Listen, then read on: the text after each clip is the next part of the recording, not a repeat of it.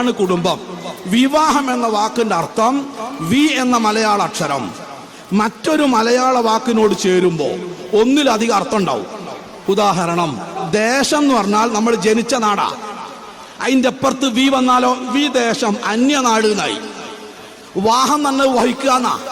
വിവാഹം വ്യത്യസ്ത സ്വഭാവമുള്ള, വ്യത്യസ്ത ആഗ്രഹങ്ങളുള്ള, വ്യത്യസ്ത കാഴ്ചപ്പാടുകളുള്ള, വ്യത്യസ്ത അഭിരുചികളുള്ള രണ്ട് വ്യക്തികൾ കൂടെ ജീവിക്കാൻ തീരുമാനിക്കുന്നതിന്റെ പേരാണ് വിവാഹം. സ്വാഭാവികമായി പ്രശ്നം ഉണ്ടാവും. എൻ്റെ പെണ്ണുങ്ങൾ കോൺഗ്രസ് ആണ്, ഞാൻ മാർക്സിസ്റ്റാണ്, എന്നും തല്ലാണ്.